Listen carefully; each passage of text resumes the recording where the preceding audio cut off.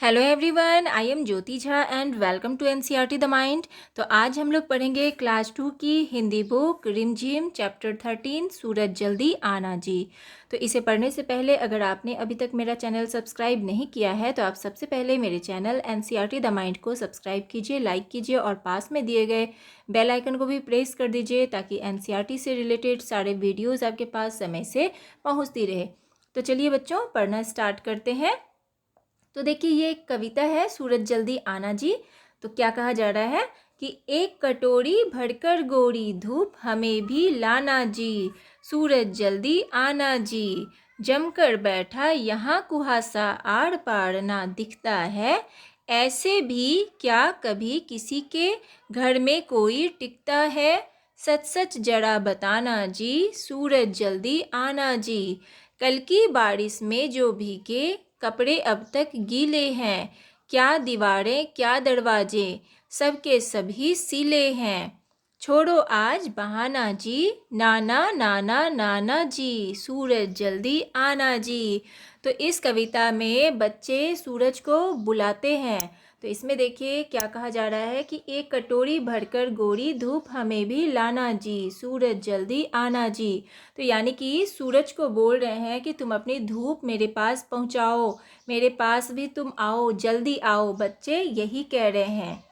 जमकर बैठा यहाँ कुहासा आड़ पार ना दिखता है। तो बच्चे कह रहे हैं कि यहाँ पे कुहासा बिल्कुल जम के बैठ गया, यानी कि अब यहाँ से कुहासा हट नहीं रहा है और हमें आड़ पार भी नहीं दिख रहा है, कुछ भी दिख नहीं रहा है साफ साफ। ऐसे भी क्या कभी किसी के घर में कोई टिकता है। तो इतने दिन क्या कोई किसी के घर में टिकता है, ये बोल रहे हैं बच्चे।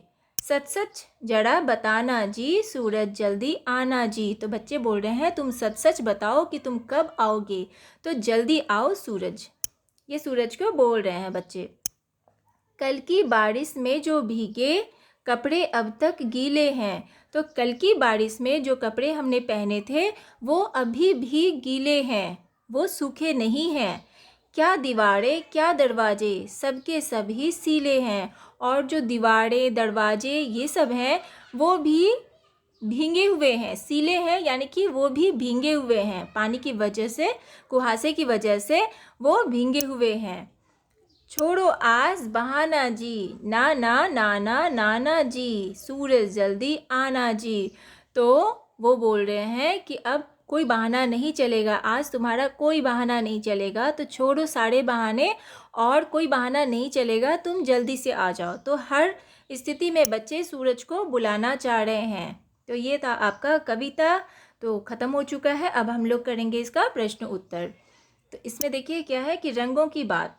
कविता में धूप का रंग गोरा बताया गया है। तुम्हें धूप का रंग कैसा लगता है। तो धूप का रंग कैसा लगता है, तो सफ़ेद लगता है, उजला। तो हम लिख देंगे उजला। और उसके बाद देखिए कि धूप कब नहीं सुहाती। तो धूप कब नहीं सुहाती, कौन से मौसम में धूप बिल्कुल नहीं सुहाती। तुम धूप से बचने के लिए क्या क्या करती हो। तो देखिए धूप हमें किस मौसम में नहीं सुहाती है, बिल्कुल अच्छा नहीं लगता है, और उससे बचने के लिए हम क्या क्या करते हैं।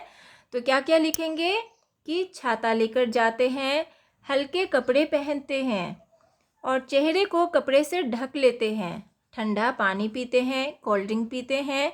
तो ये सारे काम हम लोग करते हैं धूप से बचने के लिए। अब है शब्दों का मेल। तो नीचे दिए शब्दों के आगे चार चार शब्द लिखे हैं, इन चारों में से एक एक शब्द अलग है। बताओ कि अलग शब्द कौन सा है, वह शब्द बाकी सबसे अलग क्यों है। तो यहाँ पे देखिए नीचे चार चार शब्द दिए गए हैं, उसमें बताना है कि वो शब्द एक शब्द बिल्कुल अलग है और वो बाकी से अलग कैसे है। तो यहाँ देखिए कि ये बारिश है, तो बारिश में यहाँ चार शब्द जो दिए गए हैं, तो बारिश, पानी, गीला, बादल, तो ये तीनों एक कैटेगरी का है, बारिश से रिलेटेड ये तीनों है एक जैसा। और ये जो पटना है ये बिल्कुल अलग है, इससे हटके है।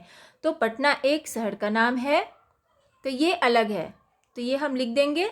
और उसके बाद देखिए घर है, तो घर से रिलेटेड क्या क्या है इसमें, दरवाज़ा, खिड़की और दीवार। तो ये तीनों घर से रिलेटेड है। और यहाँ पे देखिए ये जो साबुन है ये बिल्कुल अलग है, ये सबसे बिल्कुल हटके है, तो इसे हम अलग कर देंगे। और है सूरज, तो सूरज में देखिए क्या क्या है इसमें एक जैसा, तो धूप, देखिए धूप, गर्मी और पसीना, तो ये तीनों एक जैसा है, ये एक सूरज से रिलेटेड है यानी कि एक जैसा। और ये धरती जो है ये बिल्कुल अलग है, इससे हटके है। और कटोरी, तो कटोरी का देखिए क्या क्या हो जाएगा, कढ़ाई और तस्तड़ी और क्या हो जाएगा, गिलास, तो ये तीनों एक जैसा है, ये सब बर्तन हो गए। और ये जो चूल्हा है ये बिल्कुल अलग है, तो इसे हम अलग लिख देंगे। तो इस तरह से आपको बनाना है। और यहाँ देखिए अगर ऐसा हो, अगर धूप ना हो तो क्या होगा, तो इसमें सोचने वाली बात है कि अगर धूप ना हो तो क्या होगा। तो हम क्या लिखेंगे कि अगर धूप नहीं होता तो धरती पर जीवन बड़ा ही मुश्किल हो जाता, और क्या होता कि पेड़ पौधे मुरझा जाते, शरीर को ऊर्जा नहीं मिल पाती और जनजीवन अस्त व्यस्त हो जाता, तो ऐसा ही होता।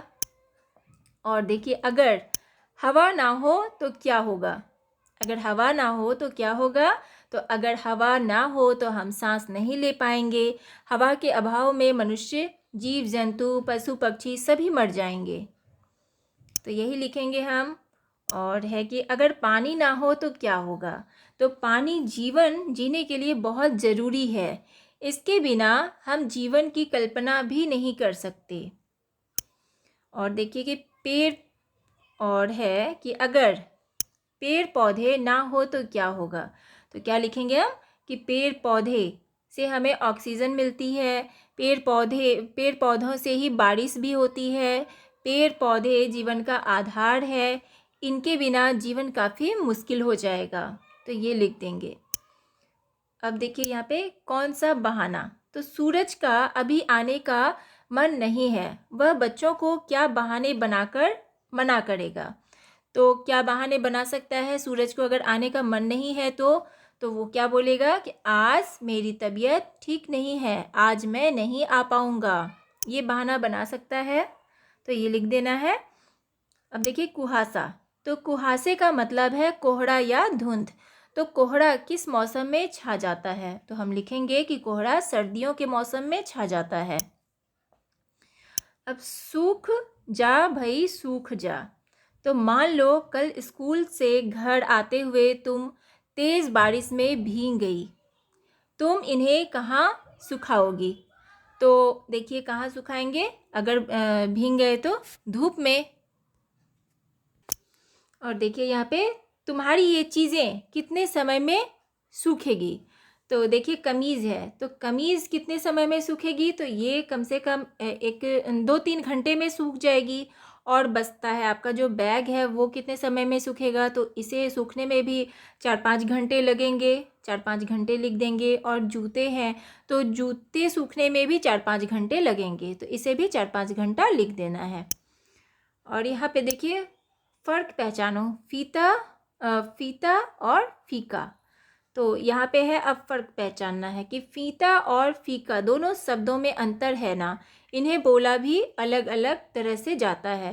पहले फ़ी में बिंदी लगी है जबकि दूसरे फ़ी में बिंदी नहीं है, नीचे ऐसे कुछ और शब्द दिए गए हैं, उन्हें बोल और सुनकर अंतर समझो, दोनों तरह का एक एक शब्द खुद भी जोड़ो।